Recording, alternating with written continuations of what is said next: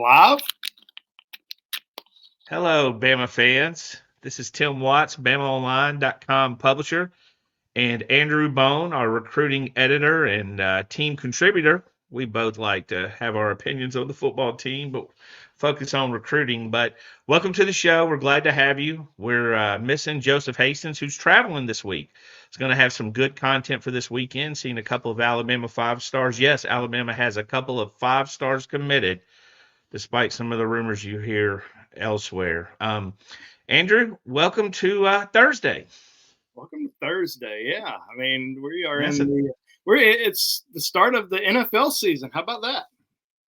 it We're is. That's what we're not saying we're dedicating this show to the NFL because everybody would leave, but we are going to touch on the NFL because look, if you love Alabama, you got to kind of follow the NFL because you can't hardly watch a game, and it's not just that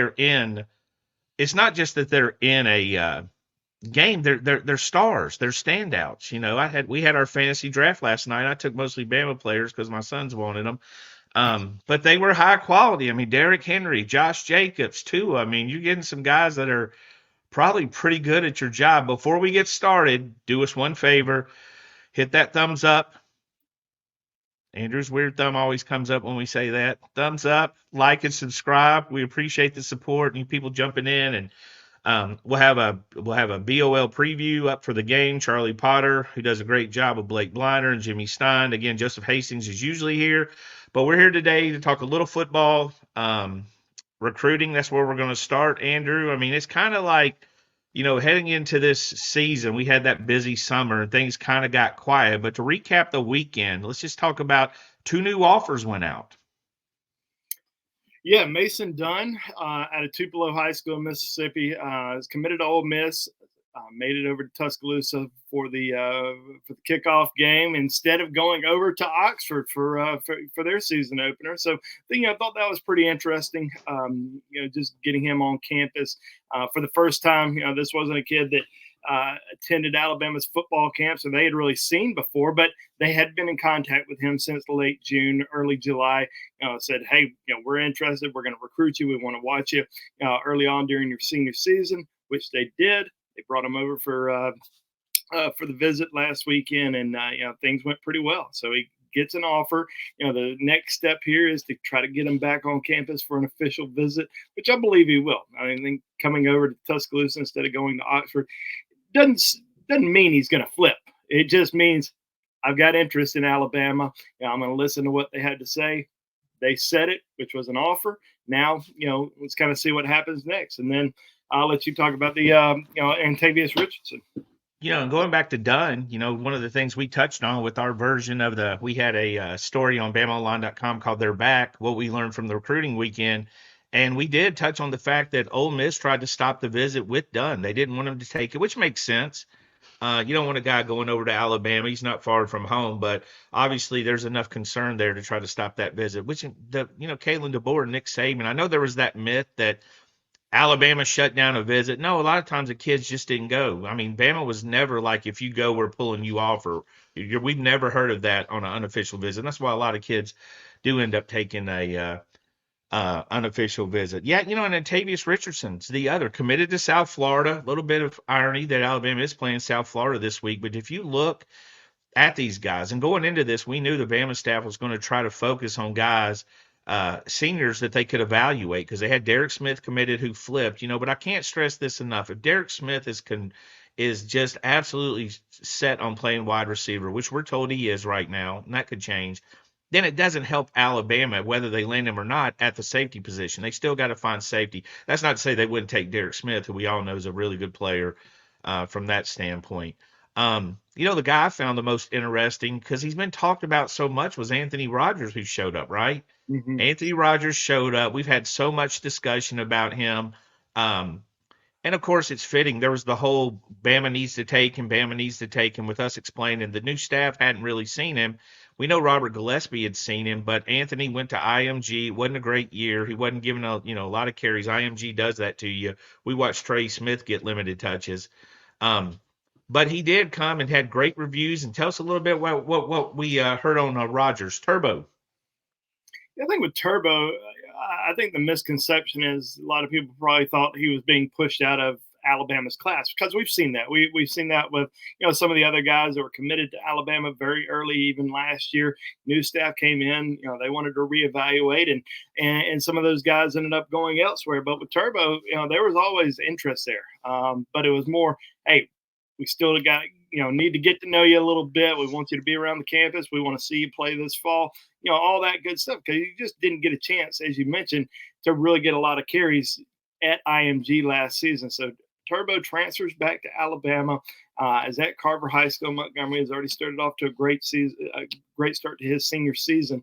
And Alabama, even though they picked up a commitment from AK Deer, they were still very high on Turbo. And Turbo comes back to Tuscaloosa for the season opener. And this is the first time he had really been to campus since mid-June. Came to Tuscaloosa for a 7-on-7 camp with his high school team. So this was really his first time back, being around the coaches, seeing everybody, being comfortable around the campus. And he's got family that attends the University of Alabama. He loves Alabama. So I think he wanted to see, kind of, the attention from the staff as well, which they showed.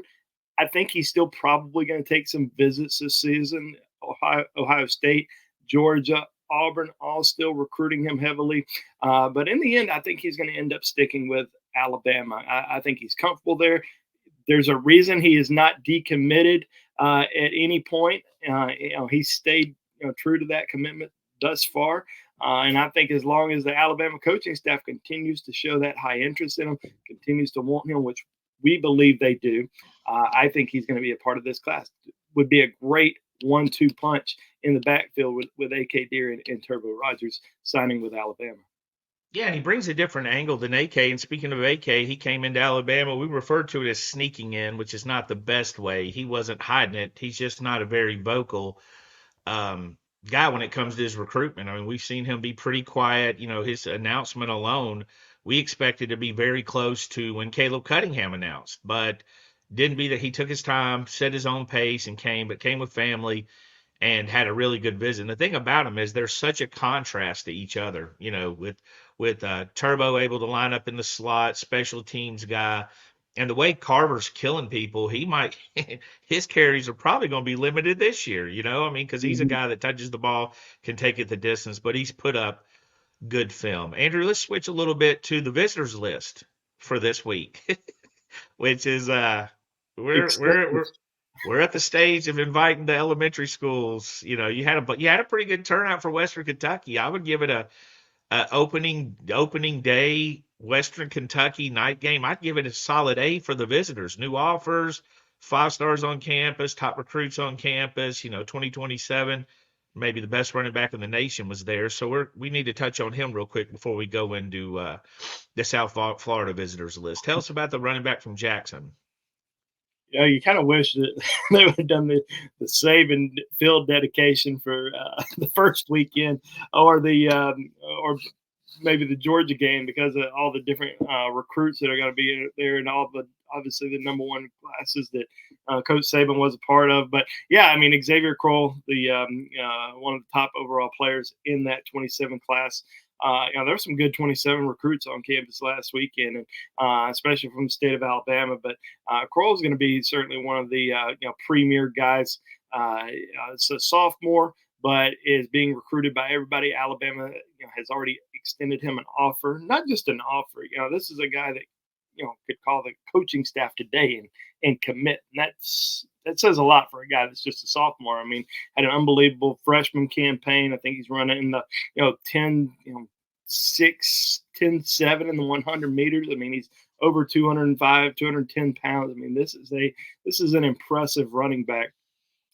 In-state running back who has Alabama, really at the top of his list right now. So going to be watching him closely over the next couple of years. But yeah, I mean, this is an interesting weekend, Tim. Not a lot of top recruits that are going to be on campus. I think a lot of them are kind of saving that for a couple more weeks when the Georgia Bulldogs come into town. And, we're going to have a pretty big list for that weekend. But this weekend, I think the main visitor is Caleb Cunningham, a 5-star wide receiver commitment out of Mississippi, coming off a trip to Oxford. Was in Oxford this past weekend, so getting him back on campus, pretty significant there for Alabama. Yeah, you see that, you kind of that you're right though. If you get one visit, and look, these visits aren't as easy as it is for adults. I'll be honest, it's not even easy for adults to travel 5 or 6 hours of the logistics of packing everything up and finding somebody to watch the pet or somebody to watch the babies is a little bit difficult. So if you got to choose a game, I think you choose Georgia as a fan, but I'll be honest, this is a weekend. If I'm a recruit, I'd want to show up when I can get as much, I can be, you know what I mean? You can get as much attention as possible coming on the hills. And we still could see some other visitors coming in. We've had some younger guys, and when you get to the youth movement, there's nothing wrong because again, going back to what I just said, you get all that attention to yourself when you're young. You don't have to like try to steal the spotlight from a Justice Terry or a 5-star that Alabama's still recruiting. So, Andrew, we can't leave out Nate Oats, who refuses. He's having a heck of a weekend this weekend, right? He's having top 30 combo guard Davian Hanna, who our own Joe Tipton from On 3 this morning believes Bama leads. Our sources tell us Bama's in good shape. He's coming in. He came in last week along with London. He came in last week with Jaden Toombs, our own Joseph Hastings. Had updates on both of those. Really good updates, positive vibes coming out of that visit. They had 3 official visitors last weekend, and they've got 2 this weekend, originally scheduled for 3. But the big name, Caleb Wilson, I mean, he's a big name. He's top 5 in the country from Georgia. He's going to be a national recruit, plays in Georgia. He's going to be a national recruit. The composites got him as a 4-star. The NIL is going to factor in, but Nate Oats and them, they don't really miss a beat getting these guys on campus. Again, they had 3 last week, all top 100 prospects, 2, one top 30, one top 50, one top 100. And then this week, bringing in the number 5 player in the country in the 2026 class is going to be, pretty massive. So, and they do a good job. I mean, there's a lot of similarities between Nate Oats and, I'm sorry, Caleb Wilson's 2025. There's a lot of similarities in how Nate Oats and his staff and Kalen DeBoer and his staff recruit. Yeah, I mean they recruited at a very high level. It's amazing to see what they've been able to do, and obviously the getting players drafted by the NBA and making the Final Four run is extremely attractive for for these high end basketball recruits, and to be able to bring them to a football game. I mean, getting them on, into Coleman Coliseum is one thing during the basketball season, but get them, down on the field, seeing, the 100,000 fans, seeing how loud it is, and that's a good, cool, fun experience for a lot of these basketball guys because they don't get to experience that all the time. And, they get to go to one of the best football environments in the country, but also get a lot of the basketball love and a lot of the attention. And hey, you know what? Some of them are even going to have a chance to meet Nick Saban this weekend. Yeah, and the basketball guys, cover them. They play a lot of ball at this level. They play AAU. I covered it back in the day at Rivals. They play AAU year round. They play a lot of pickup. Now, they love football. They like football. They talk about it. I once sat with Kevin Durant for 20 minutes talking about high school football recruits because he was so interested in them. But at the same time, their time is limited as well. So like you said, they can watch it on TV, but getting to experience it, and if you haven't, you got to think of it as a person going to a game for the first time and the kickoff and the singing, and the light show and everything that goes with it's really impressive. But Nate Oats doing a tremendous job. Feel like they're making a lot of headway in here in this class and doing the things they need to do. All right, Andrew, we've got NFL football tonight. NFL football is finally back. I know that, again, we've got a football game. We got our fantasy league going. How was your draft last night? How did that turn out? It was, you were in it, which is offensive. You weren't paying attention to anybody. I'll be honest. That's very insulting. Well, what's weird is I look at my team. I'm drafting, and I'm like, man, great pick. And then I look at it overall. I'm like, man, this is a great roster. And then the draft grades get sent. Yes, the draft grades are haters. Like D+. Like, what are you talking about? Like, I hate these bots because they have no clue. Well, I'll tell you what they did. Did you get a email say? I sent it to the group. It said these are the Yahoo projected standings for the season based on our draft. I was second. Then I get my report card. It was like my real report card in life. It was a D minus or whatever. And I took a lot of Bama players. So, I mean, that's kind of where we're at. The kids wanted to watch. I mean, like I said, these are not, this is not taking, a backup quarterback. This is Tua, Derrick Henry, So those guys. who are your Super Bowl picks? My Super Bowl picks. I haven't really dug deep into it. I mean, I think the Ravens could be a handful between what they've got and Derrick Henry. I'm in the boat that Derrick Henry, who was my first pick, is going to hold up this well. I think he's going to hold up this year. He's going to play well. He's big. Everybody's talking about his age and his carries, but I mean, until he can't carry the ball anymore, I'm always going to have faith in him. I like the Ravens. I haven't really dug enough to see if there's an undercard. I mean, the Browns are kind of intriguing. 49ers, all those teams are there. I'm really curious to see what Green Bay does. Green Bay's got some guys. So, well, what are you thinking? I posted on the round table this morning, so it's not like I don't think it's it's not premium stuff, but Good. yeah, my Super Bowl picks very premium. Go to BOL to check those out Sign now. up to see Andrew's Super Bowl picks. Hey, Uh, yes, no, I did. I actually do have the Ravens on there. I had predicted that's a them to tough. win the Super Bowl. I predicted them to play the Detroit Lions. That's So a that's a good hot pick. Yeah. yeah, it might be. Maybe that's wishful thinking because I love watching the Lions play. They're fun. I mean, you obviously have a lot of Bama players, but I love Dan Campbell. I mean, Well, I think the thing with the Lions are no matter who you root for, they can be your underdog. It's kind of like the Cubs are for a lot of baseball fans. Everybody likes so and so in the Cubs. I think the Lions are that way. You're like Dan Campbell. I'll be honest. I thought he was kind of a I got hokey my meat. Lions shirt on today. My blue and white. So That is totally not. That's your BYU shirt, for being real. They but Dan, until that Hard Knock show, I was sold on him. But up until then, I didn't know what to make of him. He sounded just like a guy pounding the podium. Shout out to Brian Kelly. But he sounded like a guy just getting mad and getting angry and all that kind of stuff. But the show was great. And again, the Bama players pretty close to making a run last year. So this game tonight, Bama's well represented. I mean, they've got um, Derrick Henry, Eddie Jackson, Marlon Humphrey, Jalen Armour Davis. I mean, they've got some guys out there. The Chiefs, they'd be hating on Bama. They never have any Alabama guys, I don't think.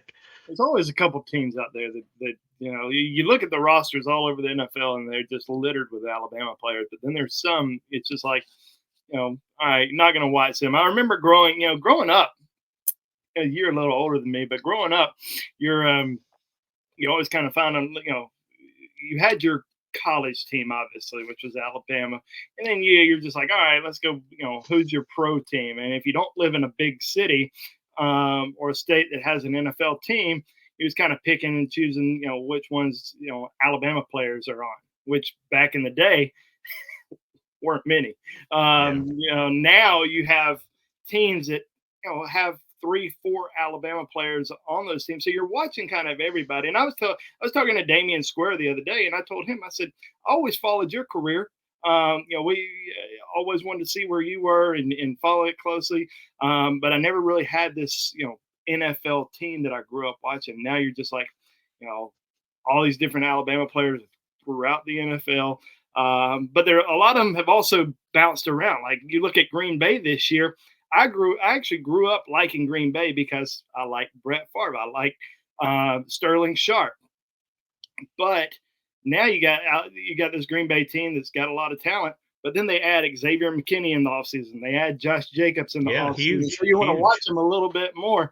And obviously, there's players all over the NFL. I saw the other day, and I didn't even realize this, that Bradley Bozeman, who was at the Ravens for a while, spent a year in Carolina. Then he's out at the Chargers. He was named a team captain for the Oh, Los yeah. Angeles Chargers this year. So and no offense to Bradley, but I didn't even I thought that he was still at Carolina. And then when I see these announcements get made on team captains, and he was named a team captain at the Chargers, I thought that was pretty cool.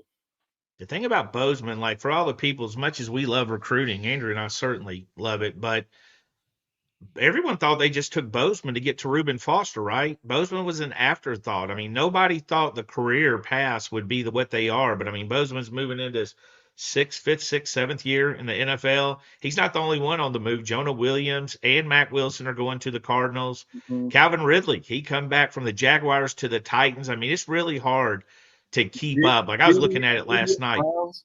If you don't pay attention to them, they're gone from you. If it's not your favorite team and you're just watching the roster, um, they can run right by you. But let's get in a few of the Bama rookies. Who are you excited to see this year? Another healthy crop of guys to root for.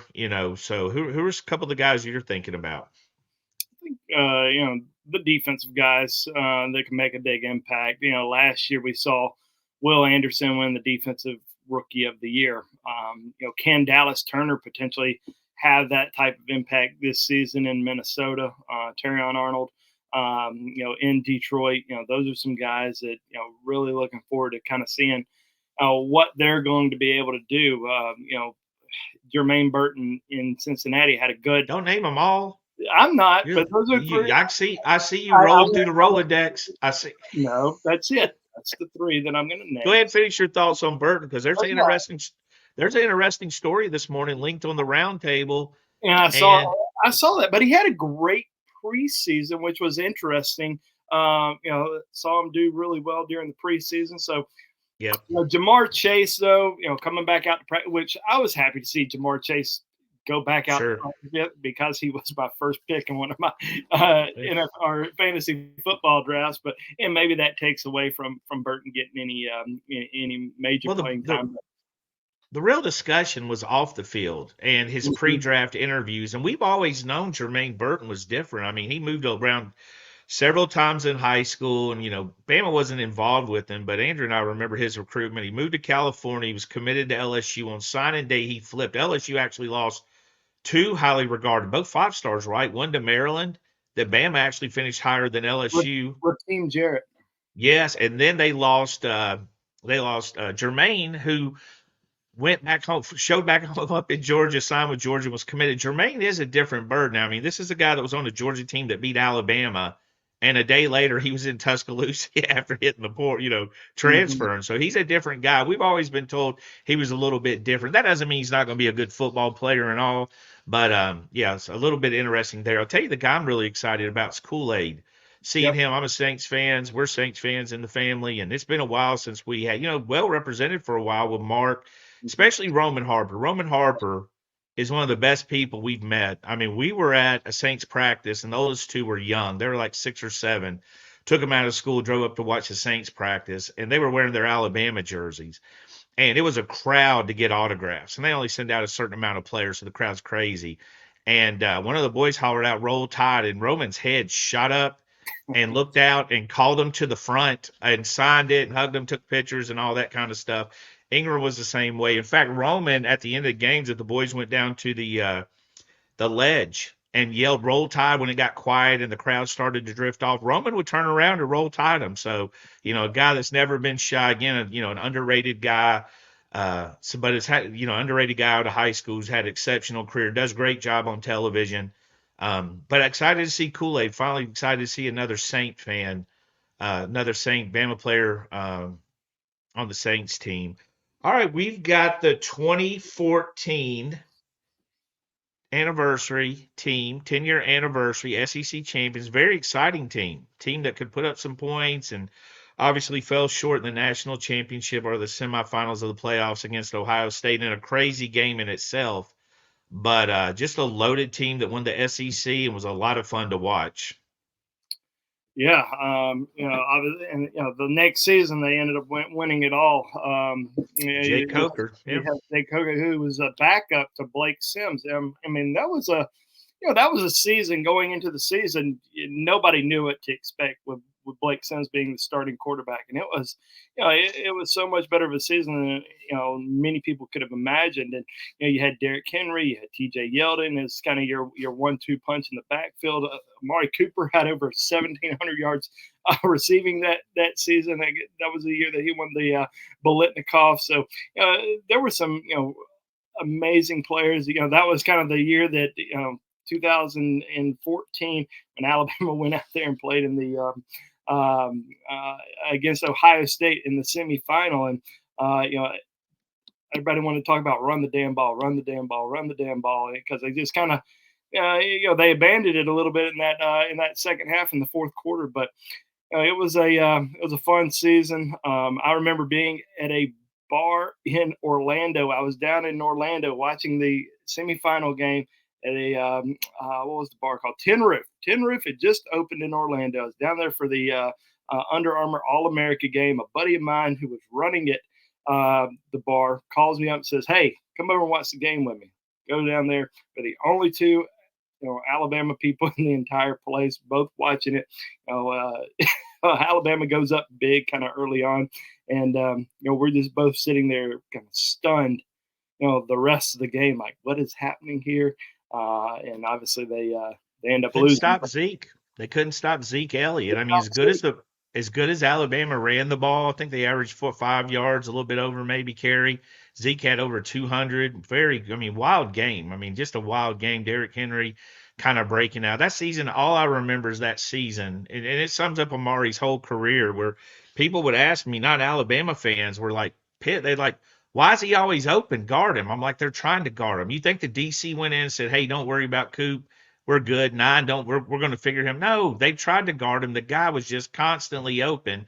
Him and Smitty are the two guys that can take a step, one stride, and be 3 yards open. They are so open after that one stride with the way they are. And Coop, quiet through the recruiting process, quiet through his Alabama career, quiet through the NFL. We hardly never hear anything about him. But you and I, that's a flashback moment when we're getting calls from the Bama camps in June.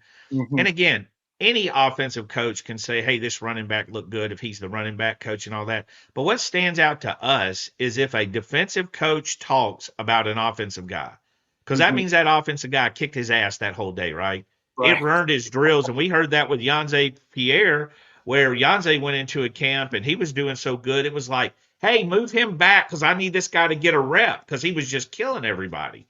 The four guys that I can remember, getting calls about, and we talk about a lot of different guys, but the four guys in particular I'll always remember was one, Amari Cooper, Yanze, Will Anderson, and then Jalen Waddle. I remember getting a call from a guy who was coaching the defensive backs that day, and I said, because I was wondering, hey, media can't go out, at Alabama doesn't go out to football camp. So who were the best players that stood out at camp today? Who do we need to, get in contact with, make a phone call?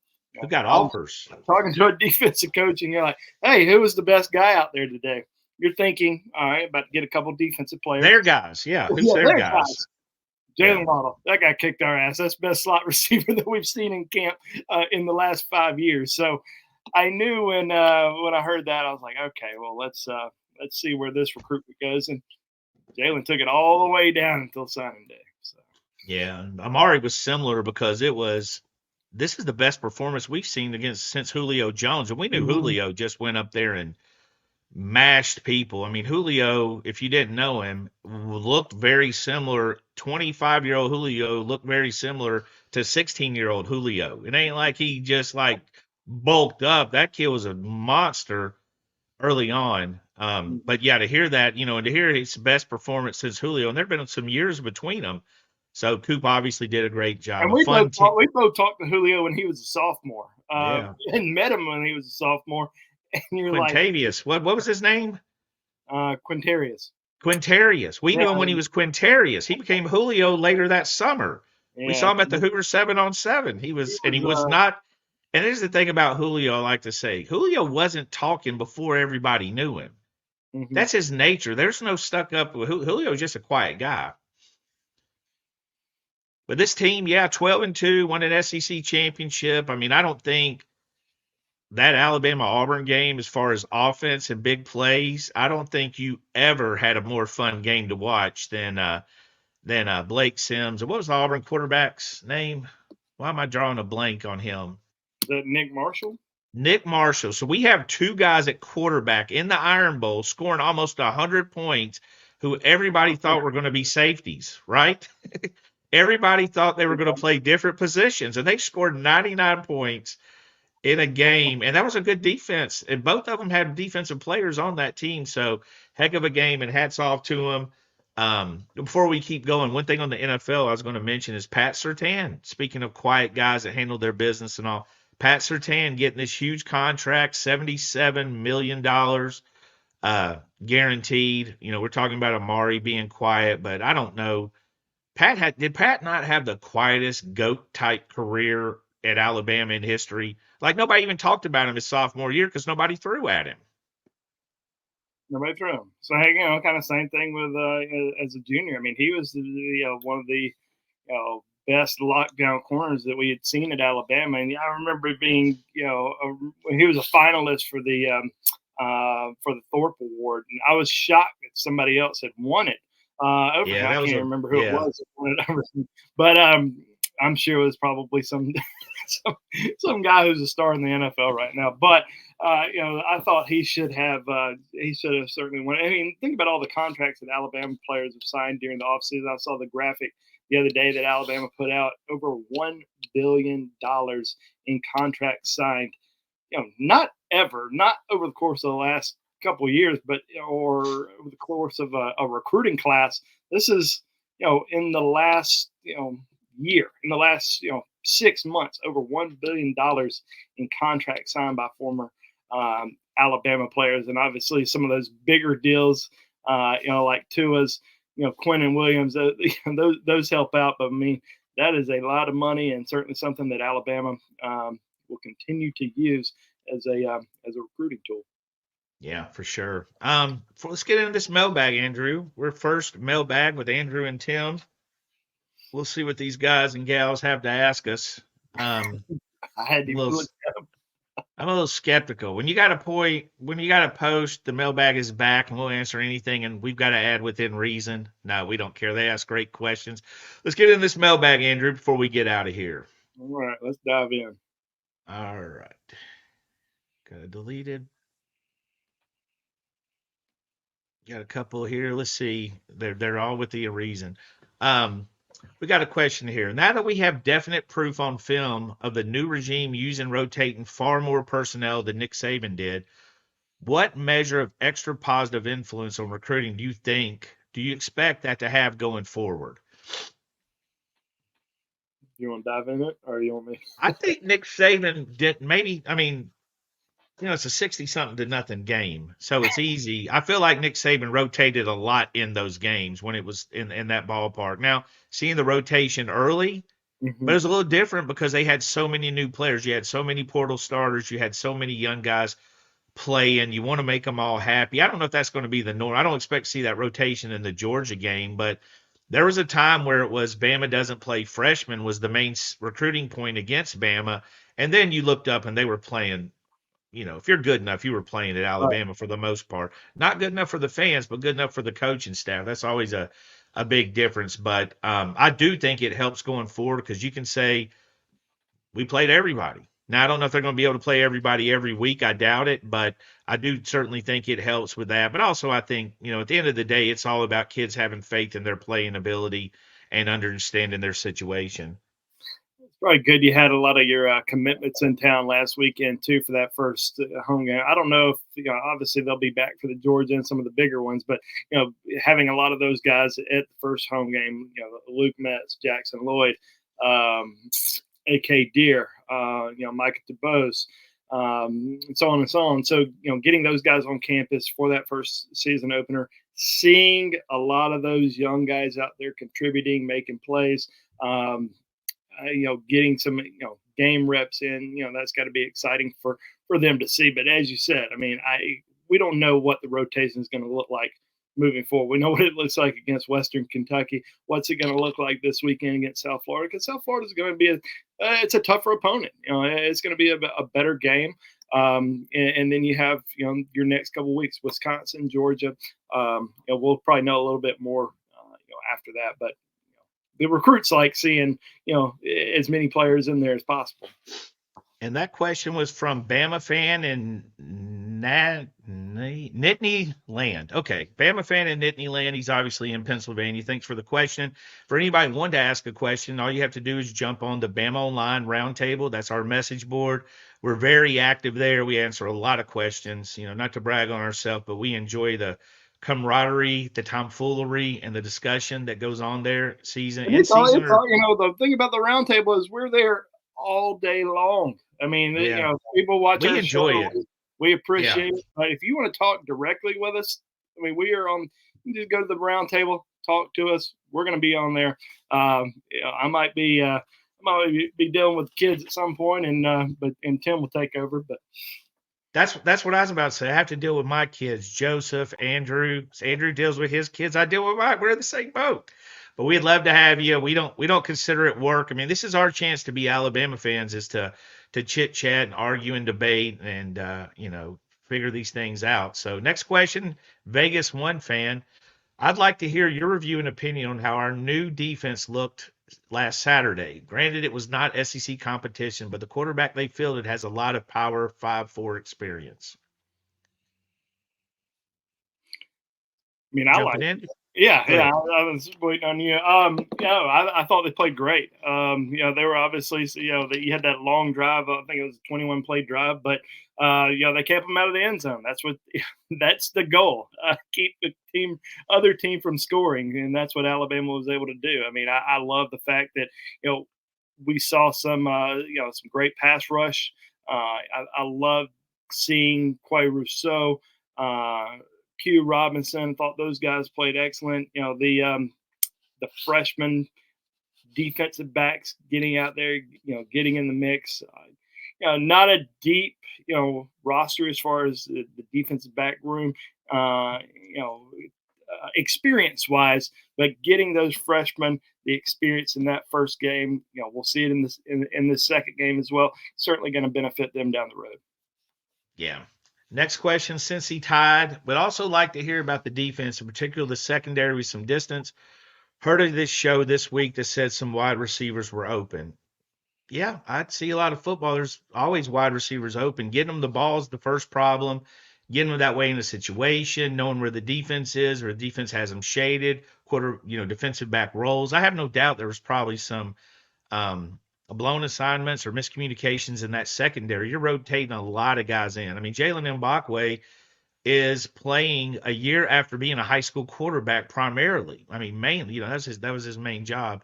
So I believe there probably were guys open, but I've never seen a football game where wide receivers weren't open. So I'd be curious to people's thoughts on which game they saw where everybody was blanketed. But I do think there's going to be some learning.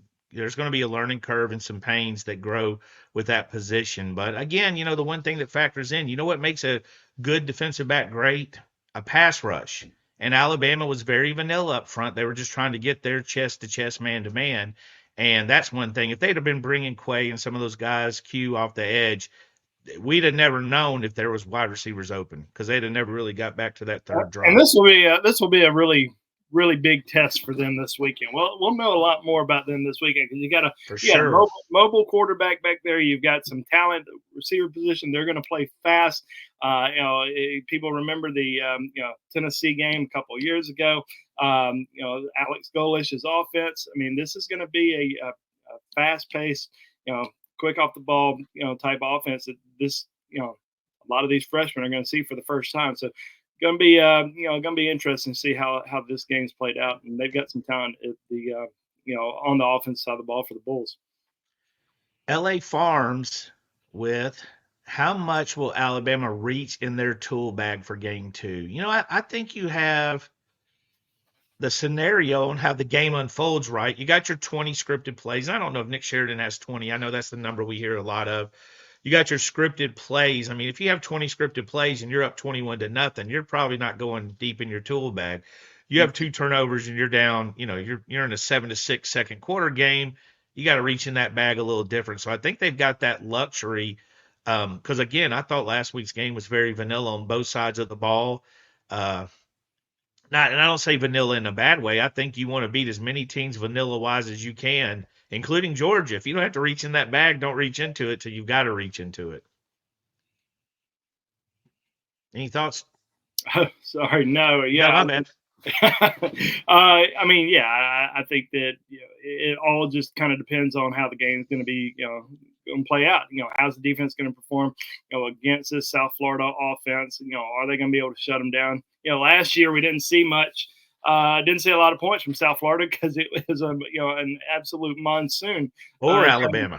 Or Alabama because. Yeah, that's just. I'm just. They won the game 20-7. It seemed like they won the game 8-7. Ugly. But at least they got out Uncomfortable. there with the win. I think obviously this game's going to be a little bit different. It's going to be great weather this weekend. I mean, It I think was. it's going to Here be. we go. Andrew done brought the rain on us. Look at him. Sorry. Goodness. It's raining on Friday night, but I think we're. Is it? I think so. You're talking. Oh my goodness, Andrew Bone, and you're going to be out in it. All right, moving along. Thank y'all for the questions. One of our favorites, MTAQ, who rocked a fantastic sweater with her bedazzled sweater. You remember that she posted? She had for the Kalen DeBoer. She put a lot of effort into that. We touched on this earlier, but we'll give us one each. What Alabama NFL rookie are you most excited about seeing or hoping get some playing time? For me, it's Kool-Aid. Not just as a Saints fan, but I think Kool-Aid's a difference maker. I think he's a playmaker, and he'll have opportunities in that secondary. Got to be Terran Arnold. I'll go with his counterpart. That's who she said, and that's another one to be excited with. I think Dallas Turner could be an easy layup too. I think Dallas is going to put together rookie defensive player of the year type film. I think he's going to be a monster. He doesn't lack confidence. I think he's going to go in there with a purpose, and the Vikings need him. All right, going to Eva, Maddie, and Allie's Pops. Some of you guys are really testing me. I might start calling some of these guys Steve. They got some great, but he's always a good poster. Great question here. Given the fact we're about to go all of the game in 0 this year, he's saying undefeated. Would the positive results from the new staff go towards possibly shaking up any recruitments prior to the December signing period? Flips with Bama being successful. Andrew? To be determined.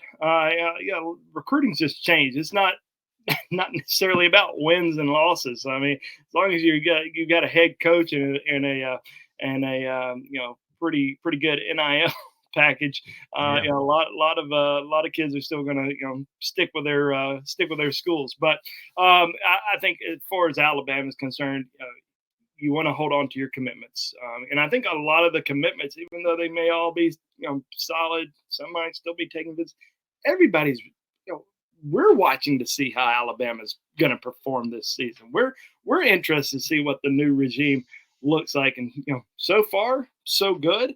But it was one game, and now you got your next game, and your next game, and your next game. So a lot of people want to evaluate, the entire season, what's going to happen elsewhere. Obviously, things that have not gone well for the Florida schools, Florida and Florida State. So, does recruiting have a major hit at those programs, because of the lack of success, these first 2 weeks. So I think you're still just kind of waiting to see how the rest of the season is going to play out before you really know. Z-Boy, with status of Micah DeBose, also has there been a change in strategy with game visits so far this year?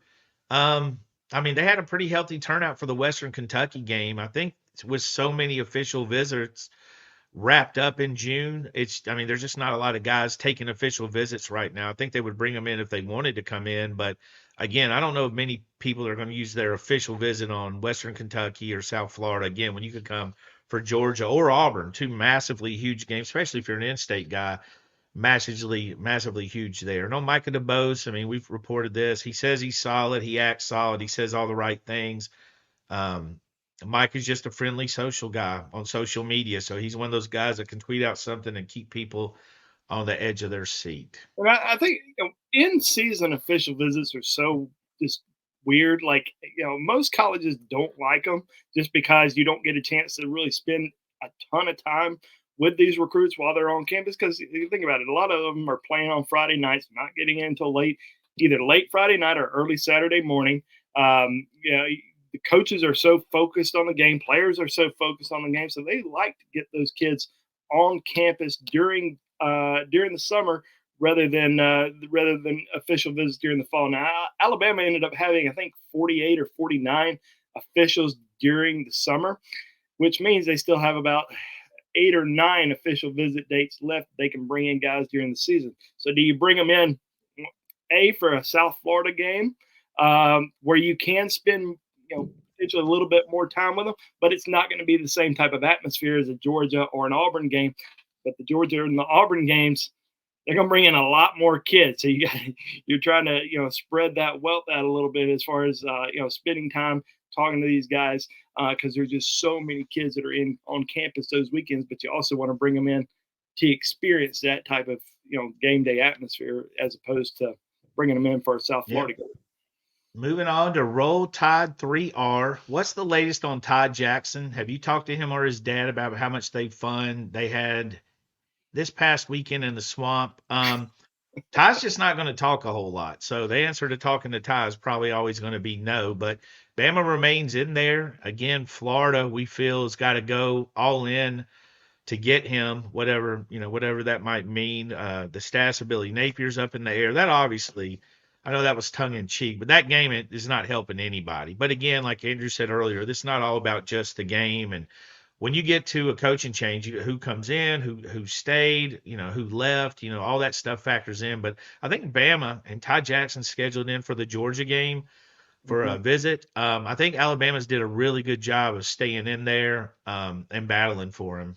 Yeah, and with Jaden Harmon flipping his commitment to Tennessee, and we hadn't really heard much as far as Alabama continuing to press to try to get Jaden Harmon back on its commitment board. But with him flipping to Tennessee, now Alabama can really go after Ty even harder and sell him on being part of this class rather than saying, hey, why don't you come join a linebacker class that has 4 other linebacker commitments in it right now. That's a little bit of a tougher sell. So when you lose somebody the caliber of Jaden Harmon, now you can really focus in on Ty Jackson because Ty has Alabama in that top group. It may not be number 1 right now, but they're in that top 3.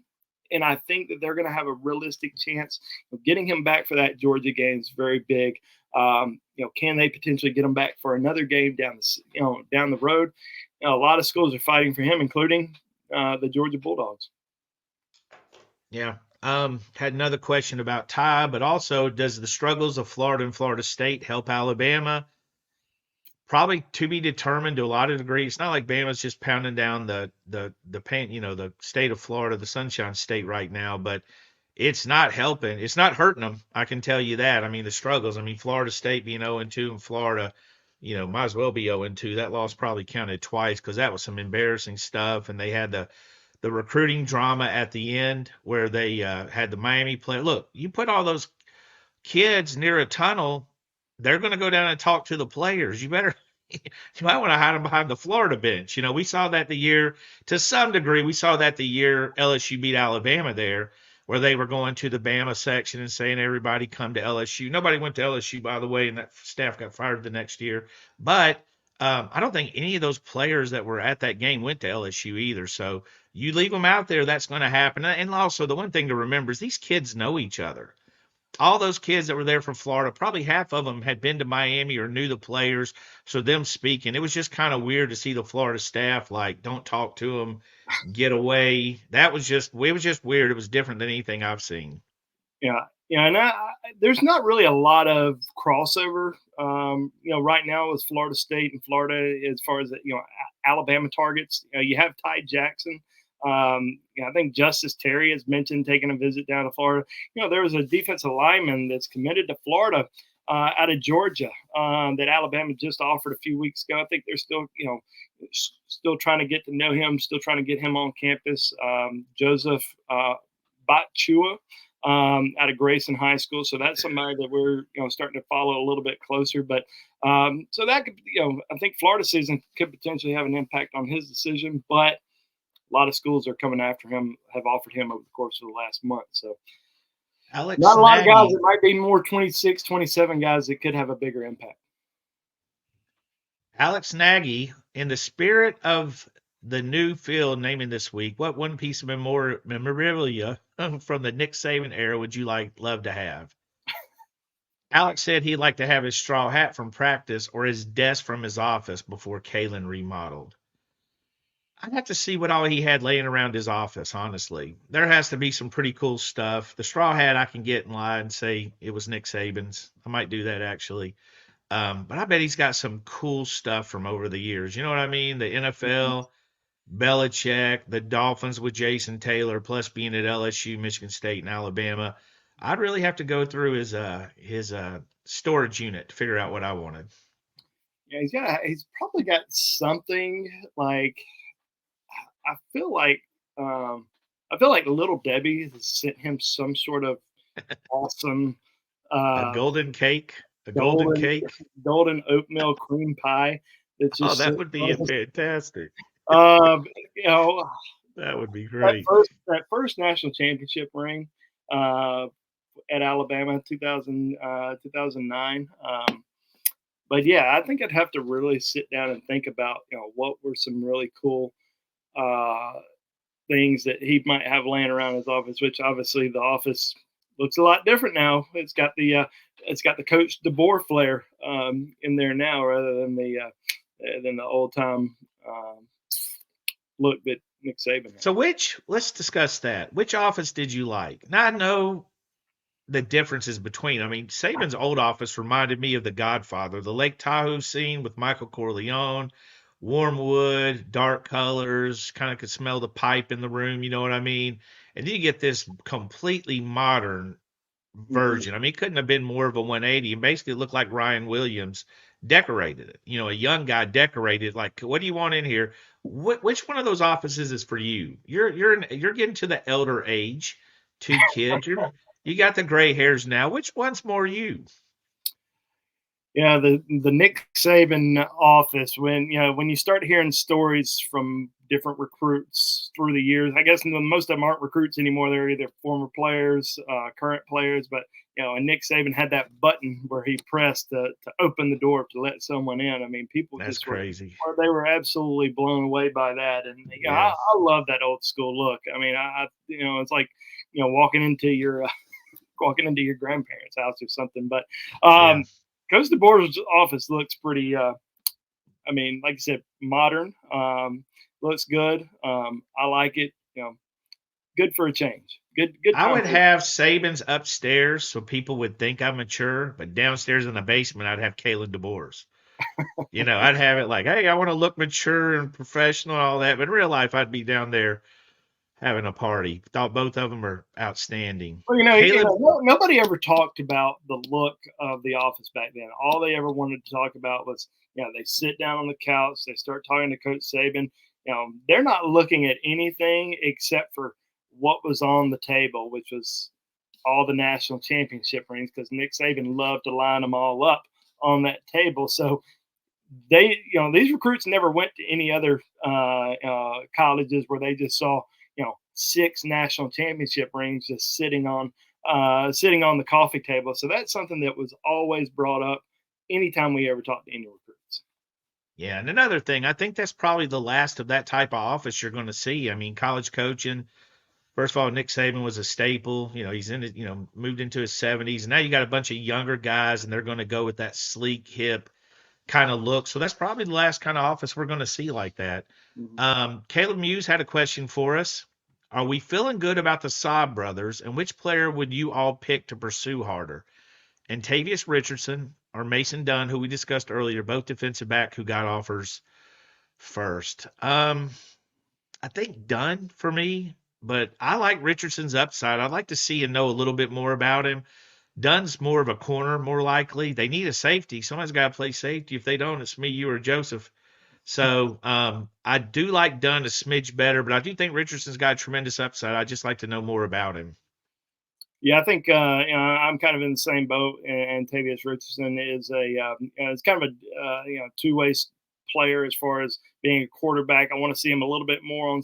He's being recruited as a safety. Doesn't have a lot of safety film out there. More as a quarterback, but we saw that last year with with Jalen Mbakwe playing quarterback for his high school team, and now has made the full transition to corner. But really like Mason Dunn, tall corner, over 6'1", 180 pounds.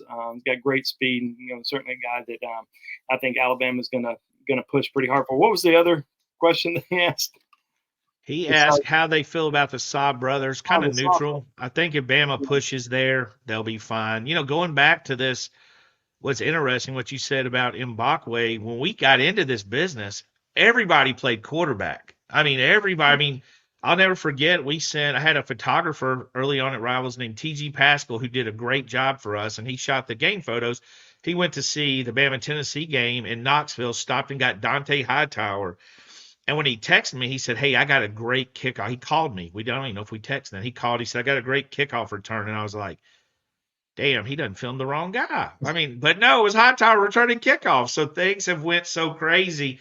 I like seeing it going back to that because just a few years ago we saw Jaheim Otis kicking off, right? So Yeah. he's the kicker. We're seeing these guys move back to quarterback in position. So to see him down the road, Alabama offered another player. What's his name? Todd. He ended up at Georgia. Todd Jones. Robinson. Todd Robinson, who was a quarterback. They projected at safety, and it was a good evaluation because Georgia went back after Bama, evaluated him, and came back with he was a safety, and he committed their dream school and all that stuff. Let's see what else we got before we get out of here. I think we got most of them. Again, we got a few questions about guys being open on passes. I mean, we haven't really watched the film that closely from that angle, but I would guarantee I've never seen a play, a game where somebody wasn't open in the secondary. Let's see. We have a whole long discussion on a missed tackle, but going back to this, and we'll end this on this one. It's Latola. Too early for this, which I agree, but which I also agree. If you had to predict now, will Jalen Milroe stay his senior year or will he go pro at the end of the year? I'm going to go Jalen goes pro. That's what I'm going to go. I'm going to go Jalen goes pro. I think he's got stuff NFL guys are going to love. I think the Ravens have made it a little easier to build a system around somebody. We saw, I mean, I'm not comparing him to Lamar Jackson, who was just electrifying, but Jalen's got a skill set, particular set of skills that you can build around. I think he's going to have a good year, and I think it'll be the Ty Simpson show. Now, that's all based on nothing more than conjecture one game into this. It'll come down to NFL feedback. Is he ready to go? Jalen, one thing about Jalen, we've said this about a lot of people, Jalen seems to love college football. And why wouldn't he? You know what I mean? Well, I mean, imagine that guy's day. He wakes up and it's just a Jalen party all day. He's making NIL money, so there's no longer rush out the door then. But I'm going to bet Jalen has a good enough year to work himself into that top 3 rounds of the draft, and maybe get some Jalen Hurts type feedback. That's just a guess. I might change my opinion later. Andrew? Yeah, I saw a mock draft about a month ago, and we know how mock drafts are. Kind of like recruiting rankings. None of it really matters until later on down the road. But I think that I saw Jalen was I think the 11th pick overall in the draft by your New Orleans Saints. So I know you would love to see that. But yeah, I do think that Jalen's going to have a great chance to go off into the NFL after this season. Like you said, a lot depends on how the rest of the year turns out, but I think that he's certainly improving. There's going to be a lot of things that NFL coaches like, and I think next season is going to be next season is the Ty Simpson show. Yeah, I agree with you. And I think with Jalen, the one thing is the one thing that factors in is he's going to interview insanely well, right? He's going to interview leadership abilities. There's going to be a lot of checkoffs for Jalen. I know as fans, we can nitpick and worry about the intermediate routes and all that, but I'm telling y'all, you watch the NFL, spend this week watching the NFL. There are not 32 good quarterbacks. They're not. There's not 32. There's too many teams. There's not enough quarterbacks. People are getting their chances and all. Well, that wraps it up. We appreciate you guys hearing us out on our random thoughts. It's the first time. I think it's the first time it's just you and me, right? Me and you, kid. I guess.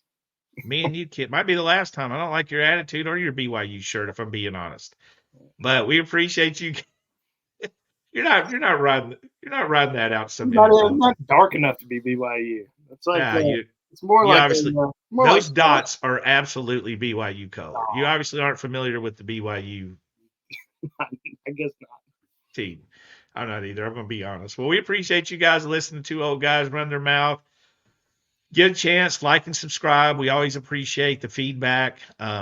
Looking to get these shows going. Charlie Potter, does a great job with the team. Blake Byler is a new guy. He's doing a good job cutting his way. Jimmy Stein, and of course, Joseph Hastings, JoJo Hastings, who usually will be on this show but is traveling today.